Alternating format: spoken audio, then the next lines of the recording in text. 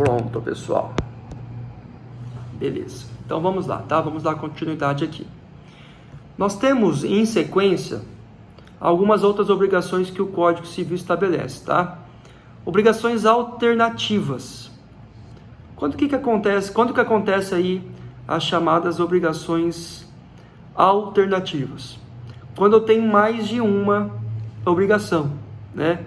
Então vamos supor aí que eu tenha obrigações múltiplas, né, contra os respectivos devedores. Então eu faço um contrato de confissão de dívida, na qual eu tenho obrigações perante o pagamento da dívida A, B, C, D, enfim, justamente, o pessoal está mandando mensagem no privado aqui para tentar entrar, justamente obrigações aí distintas, né? Nessas obrigações distintas, segundo o artigo 252 do Código Civil, quem vai escolher a obrigação que deverá ser cumprida justamente aí é o respectivo devedor, tá? Então a escolha em obrigações alternativas compete ao devedor, que terá direito aí justamente de salientar e escolher quais obrigações que são devidamente cumpridas. As obrigações alternativas, pessoal, ela se confunde bastante quando a gente fala naquele instituto da imputação ao pagamento. Não sei se vocês lembram da imputação do pagamento do artigo 352. É bem parecido, tá? O artigo 352 fala que quando o devedor tiver aí mais de dois débitos, caberá a ele a escolha de qual deverá ser realmente cumprido, tá? Nós temos em sequência as obrigações divisíveis e as obrigações indivisíveis, tá? Eu vou explicar essas obrigações divisíveis e indivisíveis junto com a obrigação solidária. Então, para ficar mais claro, tá? O que são obrigações solidárias? Quando eu tenho mais de um credor ou quando eu tenho mais de um devedor. Quando eu tenho mais de um credor, eu tenho a chamada solidariedade ativa.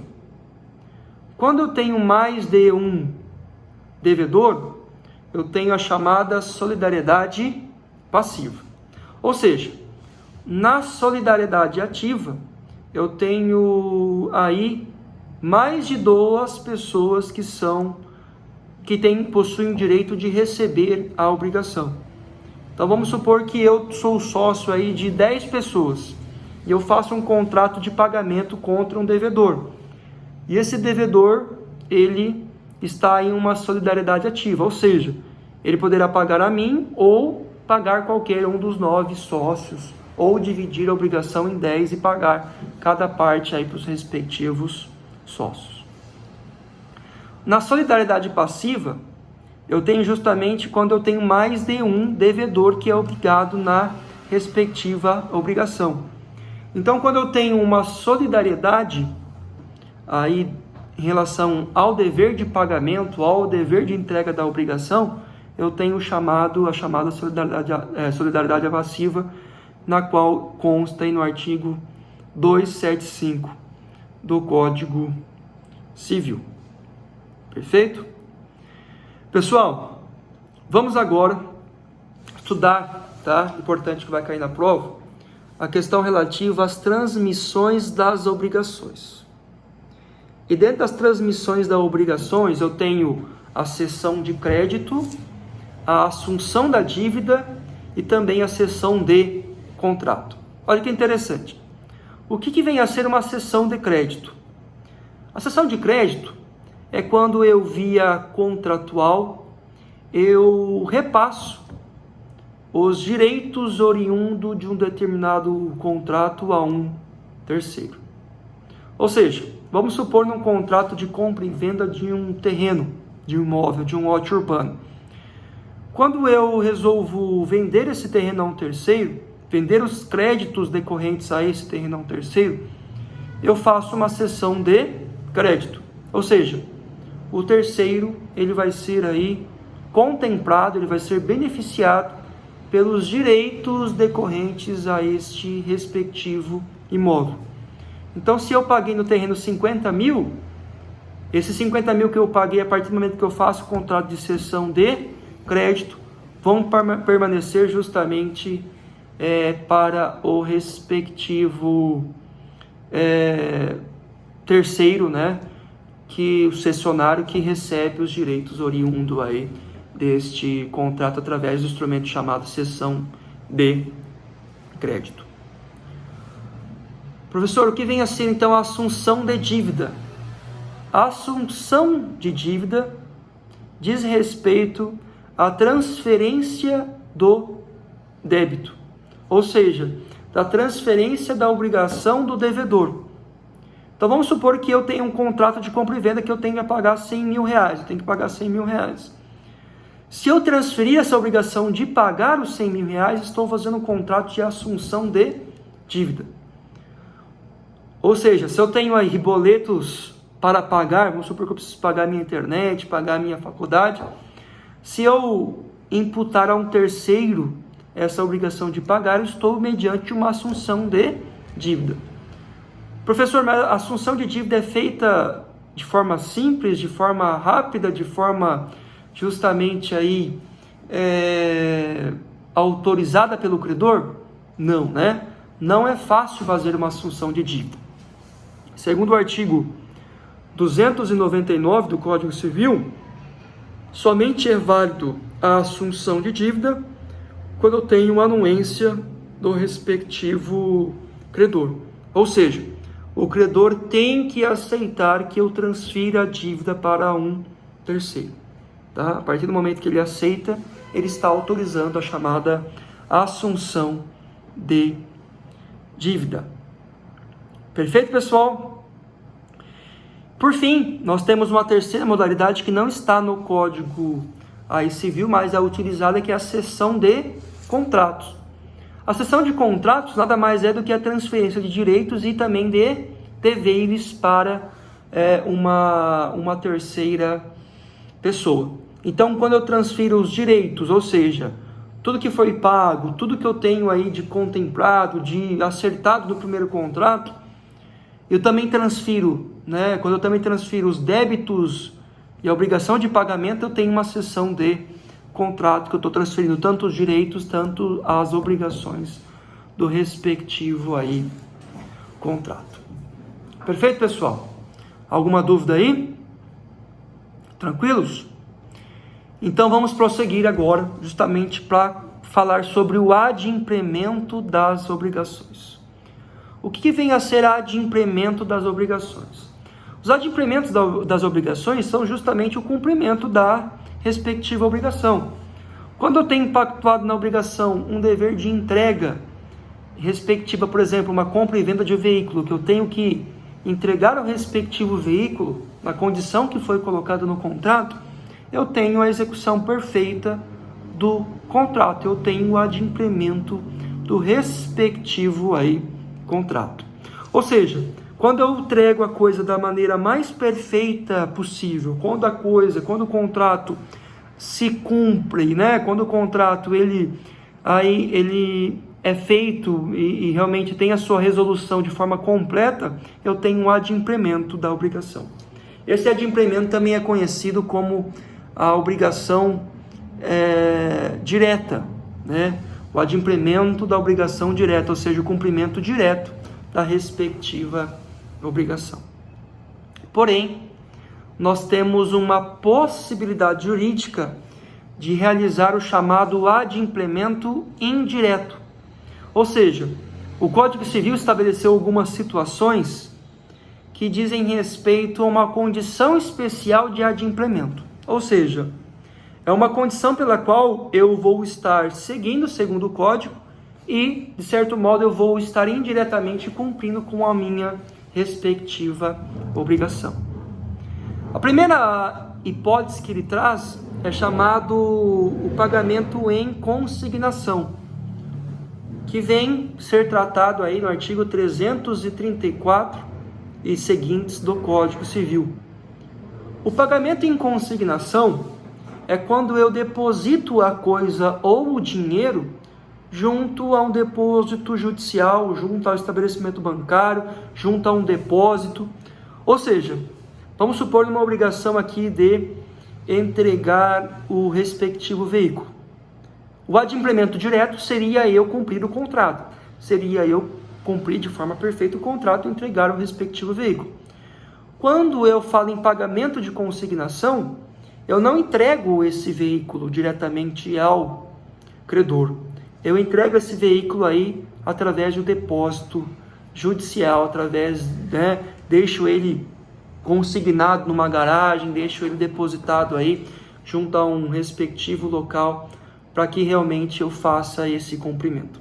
Professor, mas que idiotice eu pensar que se eu posso cumprir de forma direta a obrigação e extinguir a obrigação, que idiotice eu pensar que eu tenho que depositar coisa aí num lugar para que eu consiga cumprir de forma indireta a obrigação. Pessoal, o pagamento em consignação acontece em algumas respectivas hipóteses. E essas hipóteses de acontecimento estão no artigo 335 do Código Civil. Então é importante vocês mencionarem e até verificarem aí o artigo 335, que ele traz quando que será feito o pagamento em consignação. Tá? E ele traz alguns exemplos. Primeiramente, será feito o pagamento em consignação quando o credor não quiser receber aí, por justo motivo, a coisa. Então você vai entregar o carro para o credor, o carro que ele comprou, ele viu esse carro no anúncio, ele passou esse carro para uma vistoria, na hora que você vai entregar o veículo, ele fala assim, não quero mais o veículo. Ele se recusa de forma injustificada aí a receber o veículo, ou seja, cabe a você nesse momento fazer o pagamento em consignação, cabe a você nesse momento justamente depositar esse veículo no depósito para que você indiretamente cumpra aí a respectiva obrigação. Perfeito? Nós temos aí ainda outros exemplos do 335 que eu quero que vocês salientam, que quando há controvérsia em relação ao pagamento, quando não saber o local de entrega do respectivo bem ou pagamento da respectiva coisa, enfim, nós temos outros exemplos no artigo 335 interessantes para que vocês possam justamente aí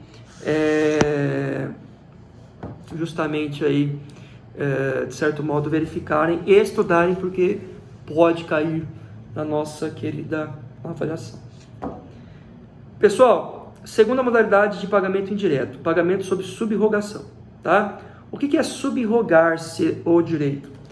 Subrogar é justamente você repassar, você transmitir a obrigação a um terceiro, né? Eu quero que vocês depois assistam novamente as aulas, para que vocês verifiquem aquelas imagens que eu projetei nos respectivos slides, tá? Então, o que é subrogar o direito? É justamente quando eu transfiro aí a um terceiro a obrigação do respectivo aí contrato, né? Então, eu tenho aqui a transferência da respectiva obrigação. Nós temos também a imputação de pagamento, nós temos a dação de pagamento, que é importante nós mencionarmos aí, tá? A dação de pagamento vem quando o respectivo credor, ele aceita receber coisa diversa. Lembra que eu mandei vocês fazerem aí um contrato em dação em pagamento. Então, quando que ocorre a dação em pagamento? Vamos supor que eu tenho uma dívida de 100 mil reais. Essa dívida de 100 mil reais deve ser paga em moeda nacional corrente, em reais, no dia aí, por exemplo, 21 de abril de 2020. Vencida a minha dívida, né, passou-se do dia 21, se eu não conseguir honrar com pagamento em dinheiro, eu posso oferecer um respectivo bem, eu posso oferecer justamente aí uma respectiva mercadoria para dar quitação desses 100 mil reais que deveriam ser pagos em dinheiro, né? Então, nós temos aqui a chamada dação em pagamento, é quando o credor aceita receber de forma aí diversa a minha respectiva obrigação. Perfeito, pessoal? Novação, tá? Artigo 360 do Código Civil. Novação diz respeito à novação. Novação diz respeito a um novo trato. diz respeito a uma nova condição de pagamento da respectiva dívida. Então, quando eu tenho justamente em uma dívida vencida uma nova reprogramação dos meus pagamentos, um novo ajuste, um novo acordo, eu tenho uma inovação, justamente aí operada pelo artigo 360 do Código Civil. Compensação também é um instituto importante que está no artigo 368 do nosso Código Civil, que diz respeito que quando duas pessoas ao mesmo tempo são credoras e também devedoras. Então vamos supor que eu tenho uma dívida com B, porém o B possui uma dívida comigo, né, que sou A. Então, ao mesmo tempo que eu sou o credor de receber a quantia de 100 mil reais de B, B está devendo o valor de 200 mil reais aí para mim. Então, ao mesmo tempo eu sou credor e também sou devedor. Só voltando um pouquinho, a Maria pediu um exemplo de inovação. Vamos supor então, por exemplo, que eu tenho uma dívida na faculdade de SMG, né? Que eu estou aí 3, 4 meses sem pagar as minhas respectivas mensalidades. A partir do momento que eu vou até a faculdade e faço um novo acordo para pagamento, eu tenho uma inovação de dívida. Ou seja, a faculdade não pode cobrar os juros percentuais da antiga operação, deve-se dar uma nova operação, deve-se dar um novo ajuste perante o pagamento aí das prestações. Perfeito? Inovação diz respeito aí justamente à renovação das obrigações, né, de eu dispor de uma nova forma aí referente à minha obrigação anteriormente prevista. Vamos dar uma olhadinha aqui. Compensação, né? Estava explicando para vocês. Vamos passar um pouquinho aqui e vamos falar de um fator importante que cai na prova, que diz respeito ao inadimplemento das obrigações. Pessoal, quando nós não temos o cumprimento perfeito da obrigação, ou seja, nós não temos o adimplemento direto da obrigação, vírgula, quando nós não temos o adimplemento indireto da obrigação, ou seja, nós não temos uma dação em pagamento, nós não temos uma novação, nós não temos uma imputação ao pagamento, não temos uma consignação em pagamento, nasce aqui o chamado inadimplemento da obrigação. O inadimplemento da obrigação nada mais é do que o não cumprimento da respectiva obrigação aí pactuada. Ou seja, deixei de dar a coisa certa, deixei de dar a coisa incerta, deixei de fazer, deixei de não fazer. O que foi disposto anteriormente, o que foi contratuado, não foi, de certo modo, cumprido. Aquela cláusula que dizia que eu deveria entregar no dia tal o objeto, não foi cumprida. Aquela cláusula que dizia que eu tinha que fazer uma determinada obra civil, não foi cumprida. Ou seja, nós temos aqui as penalidades agora impostas pelo inadimplemento da obrigação. E a primeira penalidade que nós temos do inadimplemento da obrigação é o artigo 389 do Código Civil, que fala o seguinte: não cumprida a obrigação, responde o devedor, primeiro, por perdas e danos. O que vem a ser essas perdas e danos? Diz respeito ao objeto indenizável. Se eu deixei de fechar um contrato por conta que o meu devedor não cumpriu a obrigação, se eu tive um prejuízo material, se eu tive uma perda de uma oportunidade, um lucro cessante, eu tenho aqui uma perdas e danos relativos a um direito material. É algo, né, um dano material. Se eu tive um abalo psicológico, se eu tive um constrangimento, uma perturbação, uma violação à minha honra, eu tenho aqui justamente uma consequência de ordem moral. Perfeito? A primeira consequência do inadimplemento da obrigação é a possibilidade de resultar em perdas e danos. O segundo, aí né, o segundo encargo aí, digamos assim, do não cumprimento perfeito da obrigação, do inadimplemento da obrigação, é a veiculação, o acréscimo de juros e correção monetária. Ou seja, a minha obrigação primária, vamos supor que eu estava devendo R$100.000 para pagar hoje, dia 20 de abril, a partir do momento que eu não cumpro esse pagamento, eu vou ser cobrado em juros e também correção monetária. Ou seja, daqui a um mês R$100.000 vai ser 100 mil e alguma coisa, daqui a um ano vai ser 101 mil, 102 mil, 103 mil, assim por diante. E a terceira penalidade do não cumprimento fiel da obrigação, né, diz respeito aqui no inadimplemento da obrigação, é a cobrança de honorários advocatícios. Olha que interessante. Nós temos aqui no artigo 385, nós temos já disposições relativas aí à possibilidade de ser cobrado do valor honorário advocatício. Isso é muito importante. Se eu deixei de pagar R$100.000 hoje, a partir de amanhã, além de eu ter que pagar perdas e danos, né, em sendo comprovado, é claro, dano material, dano moral, em ter que pagar aí, correção monetária e juros, eu tenho que pagar também de 10% a 20% de honorários advocatícios. Ou seja, minha dívida vai subir um valor aí considerável. Perfeito, pessoal? Tratado aí a inadimplência, eu trago o primeiro efeito que diz respeito à mora. Mora nada mais é do que a demora, né? O atraso do cumprimento da obrigação. Ou seja, se eu não cumprir a obrigação no tempo, ou seja, no prazo, né? No lugar, ou seja, de forma certa, onde deveria ser cumprida, e também na forma que o contrato dispor, eu estou em mora, né?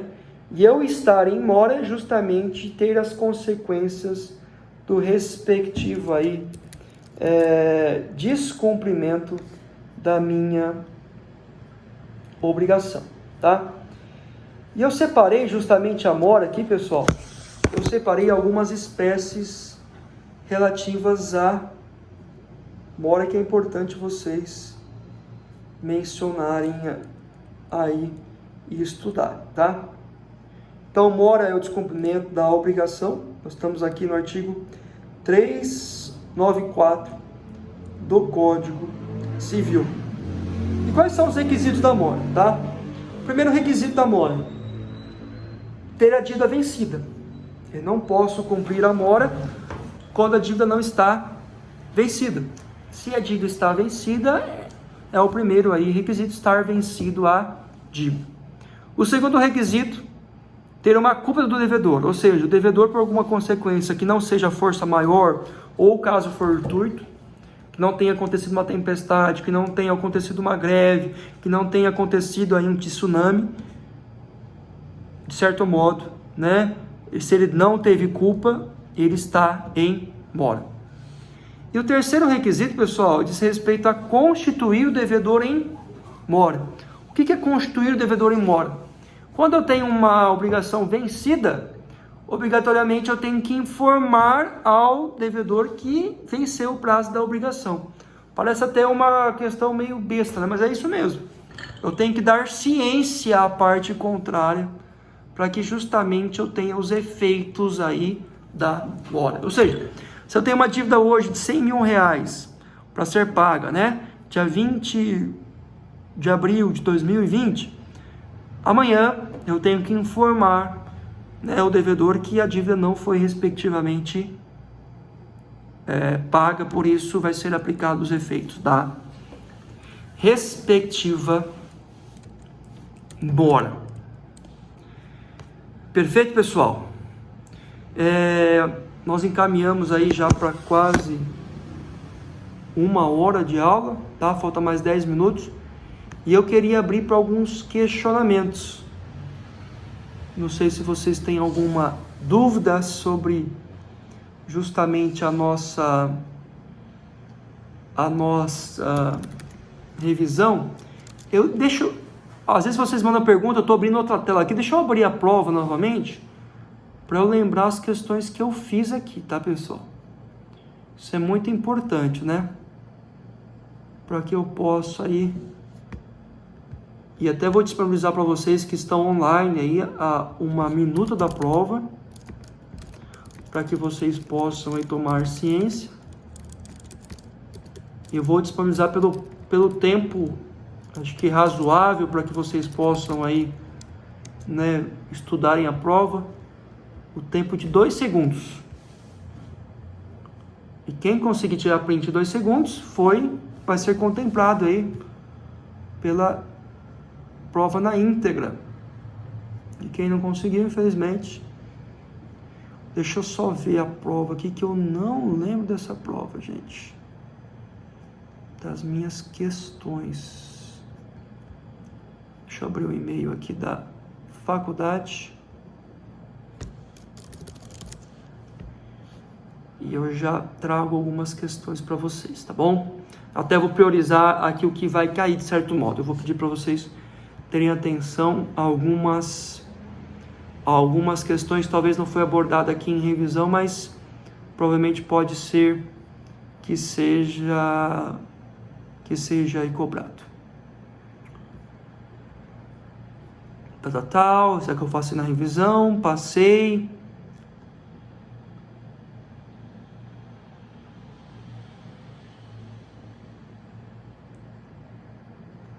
Perfeito. Obrigação.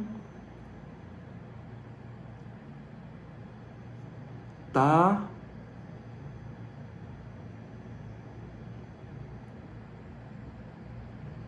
Vamos lá, isso aqui é importante. Isso aqui é importante trazer, que eu não coloquei na revisão. Acho que é importante a gente mencionar aqui.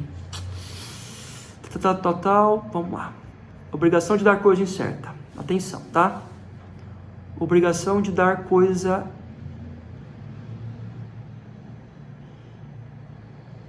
Desculpa, obrigação de dar coisa certa. Obrigação de dar coisa certa. Tá? Vamos lá, pessoal. A obrigação de dar coisa certa é quando eu especifico as características do objeto, né? Falei no exemplo do carro, do Peugeot, falei no exemplo aqui justamente, vamos supor, do touro bandido, né? Vamos supor que um interessado vai até uma propriedade rural e verifica lá o touro lá e fala, não, eu quero adquirir esse touro em específico, né? Então, ou seja, a obrigação minha é entregar aquele touro específico que foi vistoriado, que foi aí caracterizado. Pergunta que eu faço: estou transportando o touro, tá? E, infelizmente, o meu funcionário se envolve no acidente automobilístico e o touro também vem a óbito, assim como o funcionário. Uma carreta atravessa aí o caminhão, o trailer lá de cavalo e de touro e vem aí a se perder a coisa. A pergunta que eu faço: como que ficará a obrigação? Se houver culpa do devedor e se não houver culpa do devedor. Eu quero saber o seguinte na prova. Em caso, justamente, né, um caso específico essa questão, se houver nessa situação a deterioração da coisa, o perdimento da coisa, como que ficará a obrigação? O João terá que entregar um outro boi, o João terá que me indenizar, o João não terá que indenizar, o João terá que devolver o dinheiro para mim, eu vou conseguir pegar perdas e danos por fato de ter comprado o touro bandido. Enfim, pessoal, é um caso que eu quero que vocês comentem aí, né? A resposta está entre o artigo 233 a 242 do Código Civil. É claro que lá tem um artigo correlacionado. Eu quero que vocês interpretem esse artigo e informem para mim aí como será resultado a respectiva obrigação.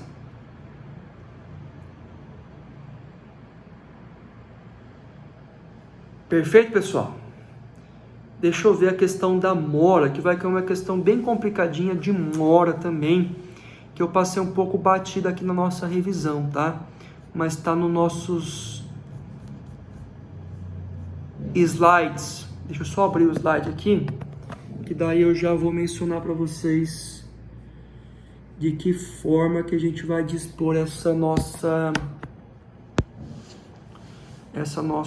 avaliação. Pressupostos da mora, efeito da mora, consequências da mora.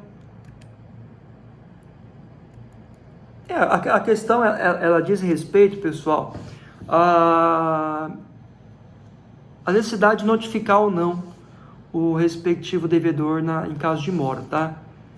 Então é importante a gente salientar dessa forma, um caso concreto também, que diz respeito quando que o devedor está em mora, né? É uma questão assim que vai ter que vocês terem que explicar aí, se eu preciso notificar ou não, se a mora se presume, se não se presume. Aí entra na questão da mora acipiente ou não, né, que está no respectivo slide, tá? Pessoal, acho que no mais é só isso, tá? São 6 questões, são questões fáceis, estão bem divididas, tá? Então nós temos questões aqui relativas a... Deixa eu abrir de novo aqui nossa prova. Adimplemento da obrigação, adimplemento direto e indireto, modalidades de adimplemento direto, modalidade de adimplemento indireto, o que vem a ser a mora, consequências do inadimplemento da obrigação, um caso prático sobre questões envolvendo aí assunção de dívida, um caso prático envolvendo dação em pagamento, temos um caso prático envolvendo subrogação, temos um caso prático envolvendo a obrigação de dar coisa certa e incerta. Temos um caso também envolvendo o pagamento em consignação. É isso aí. Pessoal, alguma dúvida? Alguém quer fazer uma participação especial aí, ativando a imagem e o áudio para que eu possa aí vê-los? Faz tanto tempo que eu não vejo vocês, estou com saudade de vocês, sala de aula. E até deprimente dar aula para uma webcam aqui, mas a gente vai se virando, né? Se virando nos 30 aí, conforme a gente pode. E assim, eu sei que a gente está se adaptando, a gente vai ter algumas mudanças importantes aqui no segundo bimestre, tá? Eu tô esperando a reunião acabar para o pessoal me passar as mudanças, mas eu vou repassar para vocês também. E assim, até um questionário que a gente fez internamente no nosso grupo do WhatsApp, lá de professores e tal. Eu sei que houve bastante questionamento, né? Principalmente indagando, né? O pagamento da mensalidade, até, de certo modo, entendo o lado. Só que a SMG tá se adaptando, tá? E eu posso até ser bem franco e sincero com vocês, pessoal. Nós temos aí 2, 3 instituições de ensino em Maringá, que eu não vou citar nomes, é claro, né? Que eles estão tão precários nesse negócio de ensino remoto, e vocês não têm noção a bagunça que está sendo. Tá? A gente está meio bagunçado, tá meio, né?